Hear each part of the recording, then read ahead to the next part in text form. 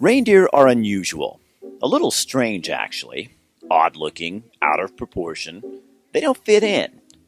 Do you ever feel like that around the holiday season? Me too. And we're not alone. As a kid, I took a lot of ribbing over my last name, Dancer, around the holidays. But it was okay. It made me feel important and somehow connected to Christmas. But the more commercialized the holiday season becomes, the less attraction it has for me. Like the reindeer, I too am a bit strange.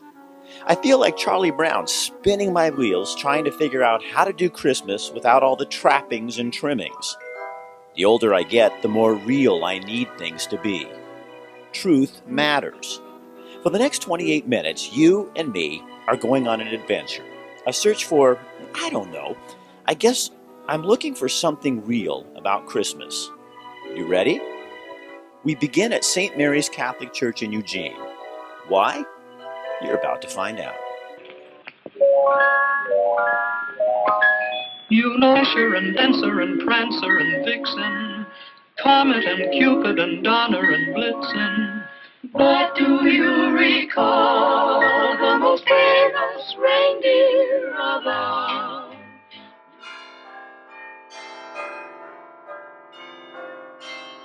We talked with singer-songwriter Tita Louisa Freitag about our search for a real Christmas. She surprised us and wrote a song about it. Santa's reindeer on the rooftop, shopping malls filled with sparkling toys, cyber specials Monday through Friday, promising such Yuletide joy. If I stop and catch my breath, will things become more clear? Will my heart remember to make a difference while I'm here?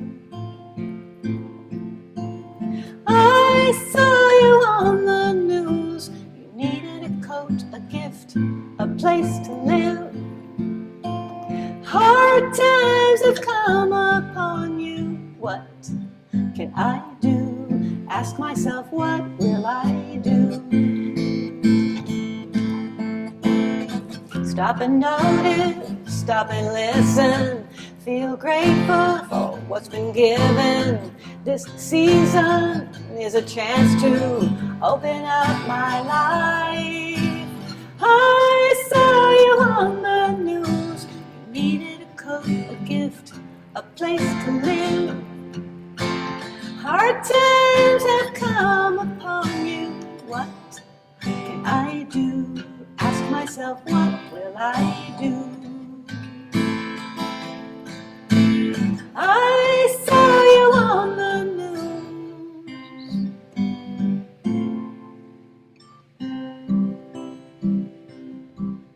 news. Cyber specials Monday through Friday, promising such Yuletide joy.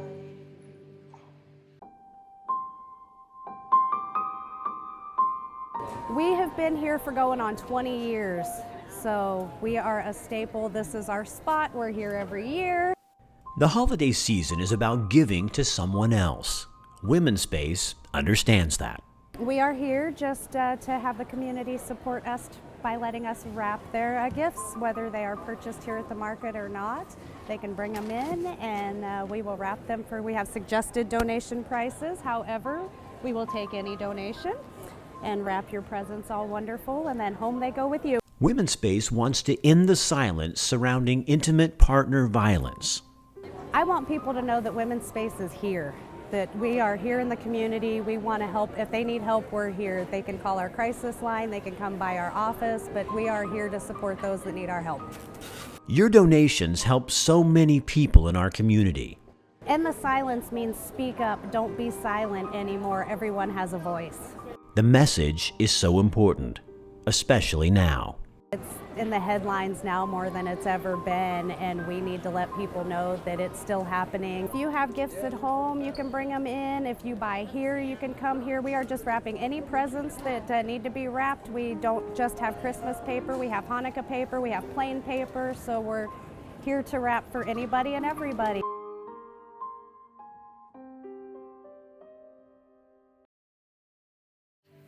Whether you see Christ as a historical figure, or someone you follow, or a savior, his life and the celebration that bear his name have very little in common.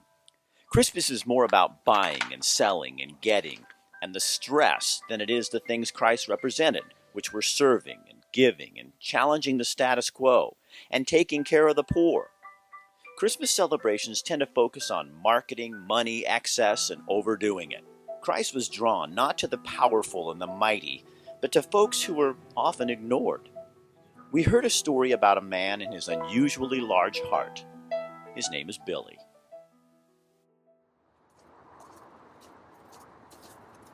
So you must be Billy. Yeah.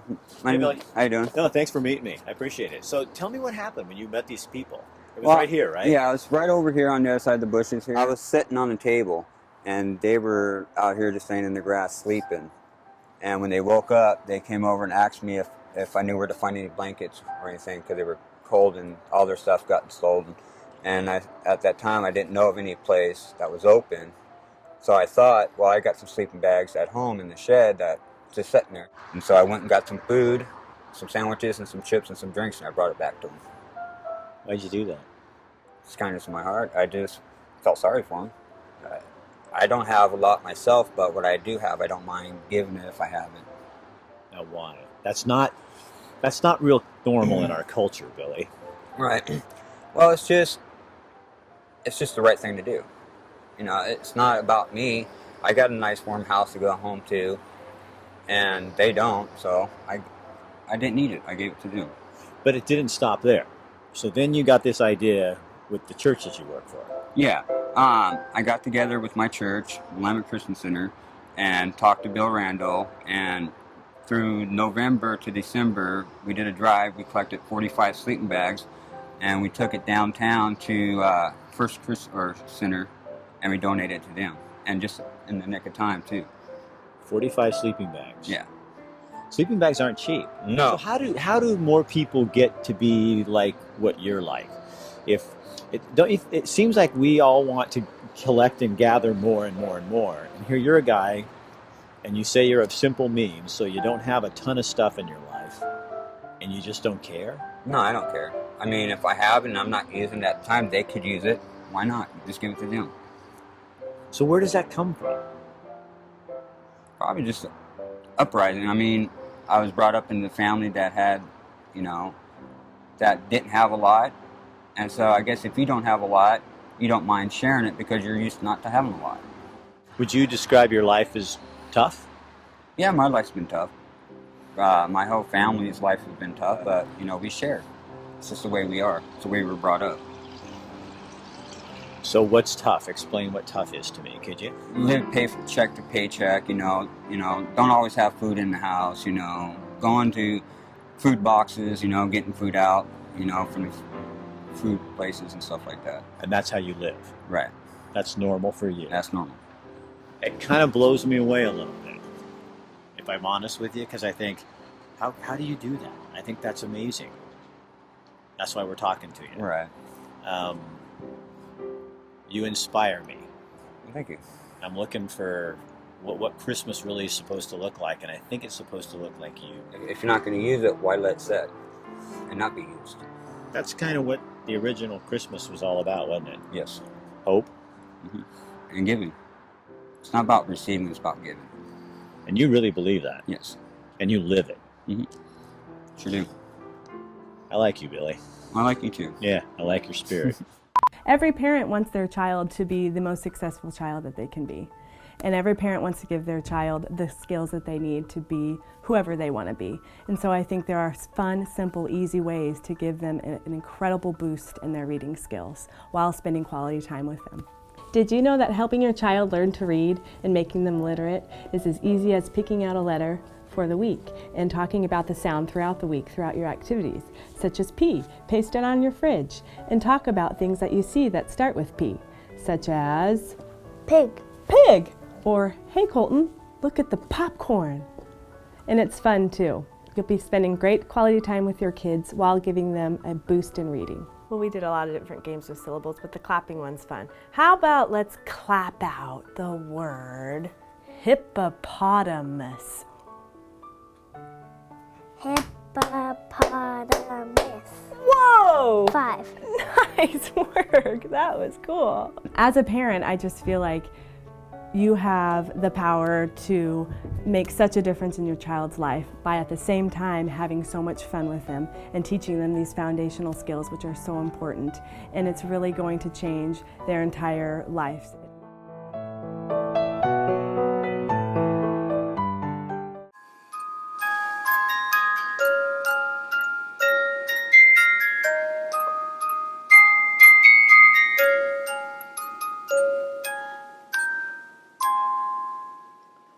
It's easy to forget the meaning behind the tradition. Our culture craves marketing any celebration that it can. We sat down with a new friend of mine, Rabbi Yitzhak Husbands Hankins, to talk about the importance of the meaning behind our festivals. There's a challenge for us all. There's a deep spiritual essence to the festivals.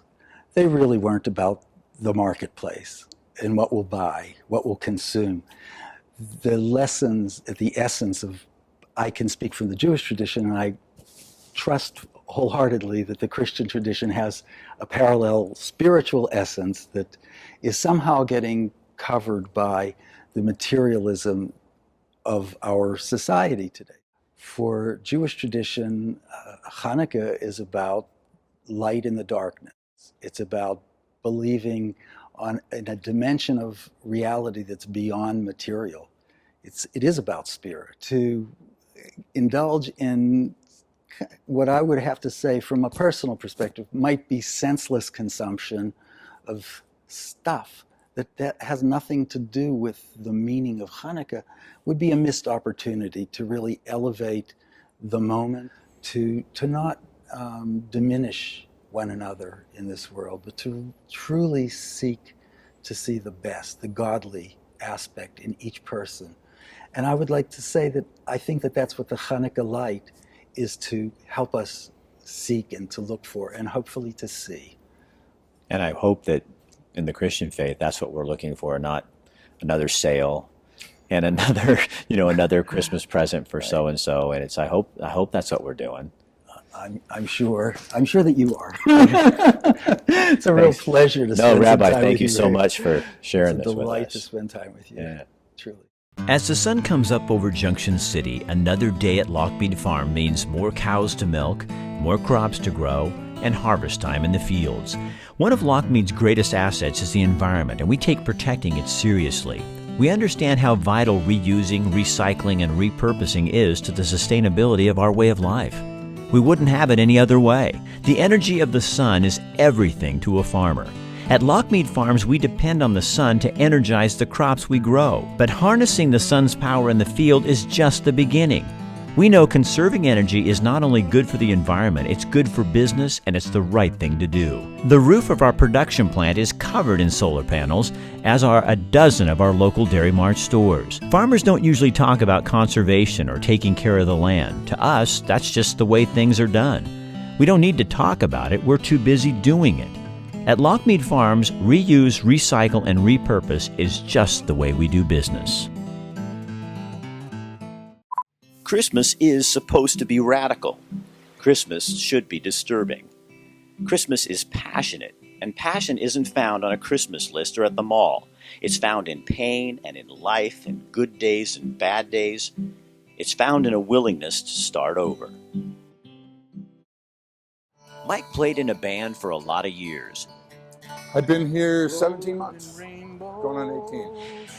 Now he's rewriting his life story in a program at the Eugene Mission. Lightning, rolls of thunder. I've been to several treatment centers. I've been to 4 different inpatient treatments in my life. Glory and power be to you, the only wise King. Finally tried having a sponsor, doing all the stuff for 12-step. I really did. And the longest I could stay sober was about 4 months. Have our own living place. This is true. So it's really going to be a good deal. But it's a commitment on your part. It's a way of a commitment. Yeah, you have to, so you have to be real about it. And I just couldn't stay sober. I spent 23 days at the Wayne County Jail. I don't think it's necessarily always society's fault, but they get lost in the shuffle. Some guys go off and don't want to be for whatever reason. Maybe there's been abuse, maybe there's mental illness.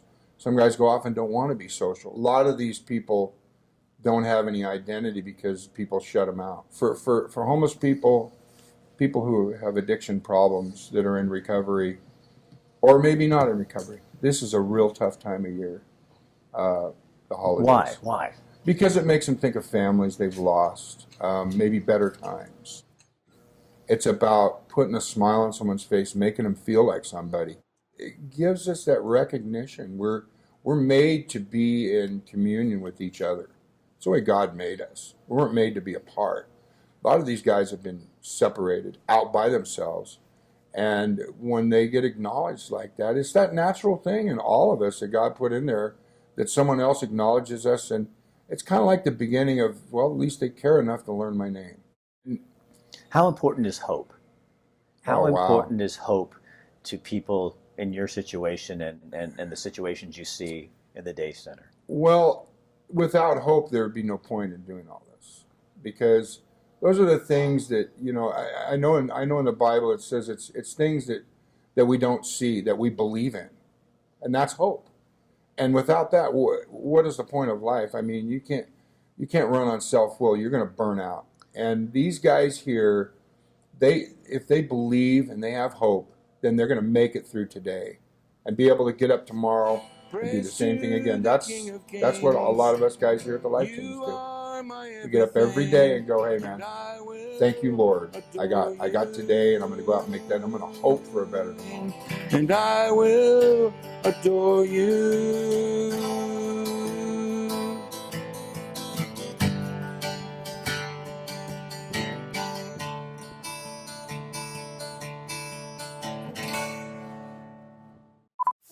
But come on, Rick, celebrations are not all about seriousness and introspection. They're about community and a willingness to stop and participate in what's going on around you.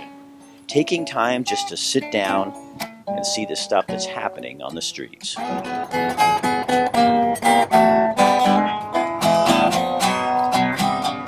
They call me back to Santa. Come around by the break of day.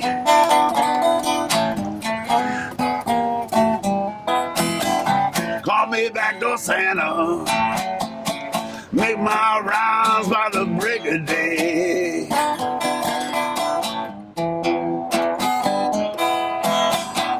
Keep all the little girls happy when their boys are out to play.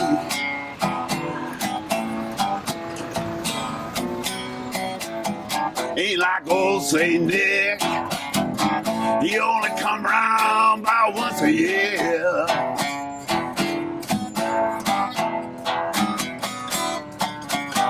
Ain't like old St. Nick, he only come round but once a year.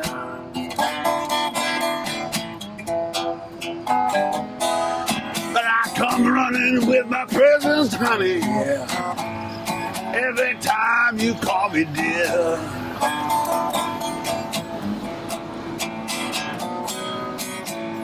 Keep some change in my pocket in case the children are home. I get my $20 bill so we can be alone. I keep the back door open in case someone smells a mouse. Oh, Santa be in big trouble if there ain't no chimney in the house. Yeah, they call me back to Santa. Come round by the break of day.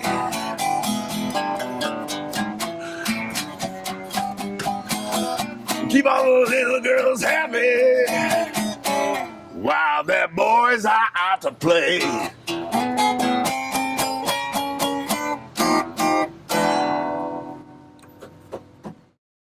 While shooting video for this special, we stopped in the Whitaker neighborhood of Eugene. We parked in front of a building we'd never paid much attention to and discovered another untold story.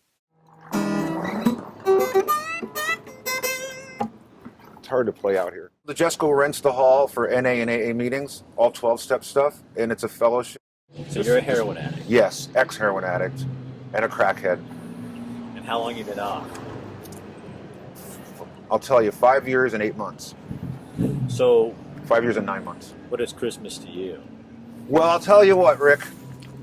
I hated the holidays until I got clean. Christmas was sad for me because I didn't want to be alone. And since I've been clean, and I'm not bullshitting you, because I've had great Christmas means to me being with all these folks, and it's good stuff. So why do you get teary when you talk about that? I don't know why. Just because it's a happy thing for me. Because I was looking for stuff like that. People have become friends here. And you're all getting clean. Yes. Do you think people would be amazed what goes on in this building? Would here in the heart of the Wit is this little place that just is. I think they would. Sometimes I'm amazed. I'm really so thankful to be here. So isn't that what Christmas is really about? Yeah, you're making me cry. Because it's good, isn't it? Yes, it's a great thing. Yeah. So do you think too many people, maybe we live our lives too much on our own? Yes. Together. It's okay to depend on other people? Totally. Yeah, that's this whole secret. Don't be in isolation. That's what you didn't understand, huh? That's what we do in our I understood it, but I didn't know how to do it. That's the difference. And now you do. And now I do. Okay. Just be honest. Merry Christmas. It was great to meet you. Yeah, it's Merry Christmas. All right. Yeah, it was fun. Christmas is supposed to be hope for the hopeless, not just another sale. It's about a second chance, or a third, or a fourth. Christmas is about changing the way you think of the world around you.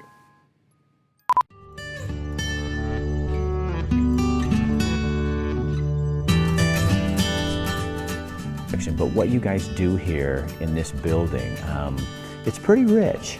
Oh, it's thrilling, really. I mean, I'm a natural-born reference librarian, so I love to help people find stuff and find stuff for people and connecting people with information that they need or that they're excited about is deeply satisfying to me. And I'm really good at finding stuff and kind of tracking things down as a detective. So working in special collections where we have things that are truly unique. We have the only copy that exists of some of these things. And so it takes it to an even more, a deeper level, a more exciting level, because they have to come, people have to come to our physical space to use the materials. Most of it has not been digitized, so it's not available. They have to come here, they have to handle the physical item, whether it's a tiny little Oregon Trail diary written in pencil by somebody in 1849. We have that. And we had a 7-year-old boy here 2 weeks ago with his mother whose perhaps great-grandfather came across on the Oregon Trail, and he got to look at that diary. And he came with his mom, and then 2 days later, they came back with more family members, and they're all gathered around the table looking at this amazing thing. So it's a time machine for people to be able to look at those things, to handle the things that have been handled by people over the centuries. You try to live with the pain, but the car accident changed everything. But we don't have to live with pain all the time. One day you're active and able to do just about anything, and the next it hurts just to get out of bed. We help people get past their pain, feel better, and be able to get back to doing the things that they love to do. Stazak Physical Therapy and Wellness Center is ready to help you. Notice how these are not really working right now. Right. So if you get the right muscles to engage, you're not going to be using these. You don't have to live with the pain. So there's exercises I can do. There's some exercises. We'll show you some things that you can do. Through physical therapy, massage, acupuncture, and exercises, we can teach you how to move beyond the pain and return you to the life you remember. The team that we have here, everyone is so generous. If others have been unable to help, don't give up. You are our specialty. And then the patients that we get, I mean, everyone is so grateful for the service that we offer. We don't simply treat symptoms. We go back and find the source of your pain and teach you how to work with us to correct it. I like, when people have this realization that it's not as hard as they think. They don't have to just live with this. Isn't it about time you said no to pain and teamed up with us? But if you want to get past them completely and do the things you want to do, it takes effort on the part of, the patient. Stazak Physical Therapy and Wellness Center, where we treat the whole person.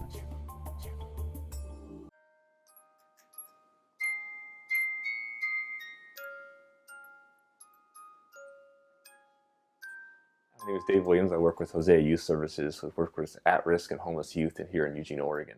My past is I grew up like these kids at Hosea. I grew up on the streets. I spent a couple years, actually as a middle schooler, on the streets, and then on and off again through my high school years. I think Christmas just definitely gets in that self-entitlement mentality where it becomes all about us and what I want for Christmas, what the presents I want. And you forget, you know, for a lot of these kids that I work with, when Christmas comes, you're just throwing everything they don't have in their face. And so walking down the street or seeing families out loving on each other, they don't have any of that.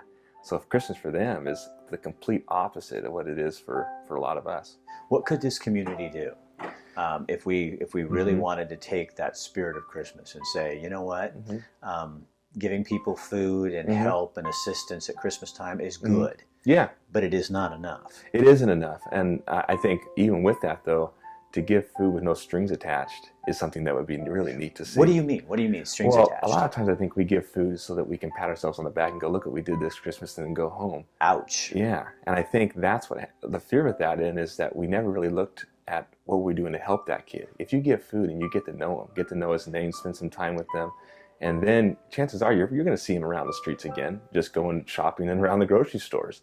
You know, and that does two things. One is you build empathy.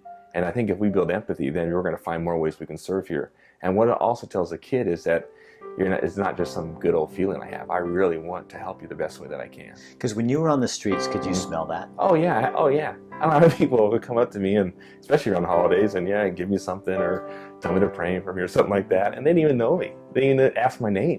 You know, so how much are you really doing that for me? Instead, you're doing that for yourself. So you have had cancer, Mhm. and you have it again. Yeah. Mm-hmm. And it's terminal. Yeah. Mm-hmm. So what? Yeah, and when I got sick and now said, hey, you have 10 years to live, it focused me completely to say, you know what, it's not about any of that. It's about serving as many people on my way out, you know? And so that's maybe my life goal after that. If you believe in the Bible, you know, the wise men, they actually, they're the one, they gave gifts. That's what it was about. It wasn't receiving anything. It was they came and they gave, you know? And when you take that and you say, what is the things that we can give to someone else?